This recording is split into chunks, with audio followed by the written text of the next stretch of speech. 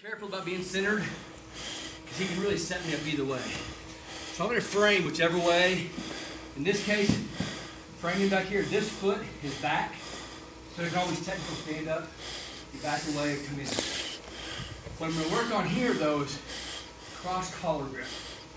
Okay? Once I get the cross collar, I can kind of bait this foot a little bit. So I want him reaching. I just want him reaching so I can grab outside or the elbow when I pop my foot up to the hip. Okay? So we're going to work three things from here. The first is kind of just a quick setup to the triangle, which I'm falling out this way, and I'm coming straight back to the triangle. So this is more of just a kind of a quick, right when I hit it, kick my leg out, and come straight up. Mostly got me, it's gonna be a little hard one to hit, especially if he's doing a good job sitting back, so he's sitting back.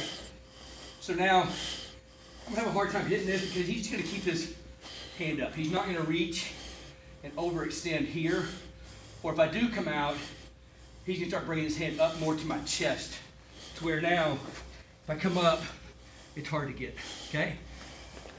So, I'll feel this out, whether I feel like I can kick this out. Then what I'm gonna do, instead of coming high, I'm gonna come low and pull this across, okay? Hand immediately to the back side. And you notice I'm coming over this foot. Why am I coming over this foot? Trap it as you pull him.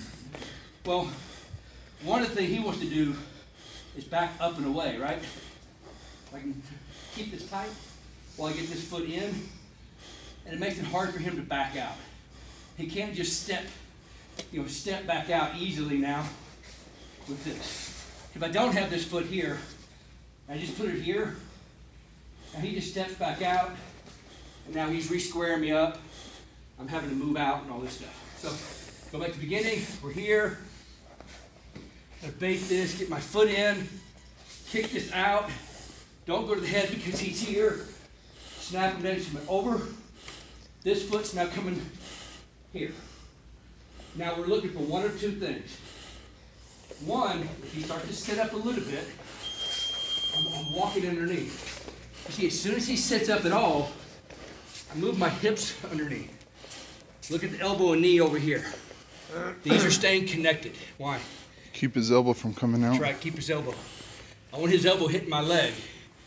Now, if I want to put this foot down, I can come up and I just loaded him up, and I can drop him over. And again, we'll push this across, come into side control. Okay?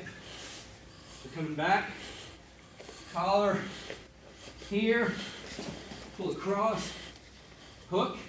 As soon as he sits up, sit up underneath and load him up. So I'm loading him up on this. Now the sweep's easy, okay? Now, when I do this, now he's a lot more aware, so he's not going to pull up and just let me just slide straight underneath. Now he's going to really be more assertive on bringing his left arm in, trying to base out. This is fine. We're just going to start elevating. If he flattens out, come around to the back. Okay? If he sits up a little bit, but then is aware of me coming out this way or post his right leg out, a lot of times guys, right when they come here, they'll pop up, but then they'll bring this right foot and post it out here wide because they don't want this. When this happens, tension this and coming over. So we've got three different options from right there. One, we scoot under and go this way. We scoot under and he blocks. We come here. If right when we try to scoot under, he just sprawls, kick the leg out, and come back here. And when you come back here, my recommendation, everyone's different on this. I like to come back really low to the hip. The reason why, if I come up real high right here, he's gonna double team his arm. A lot of times he'll stand up and start dumping me right back here. And all this work's gone for naught.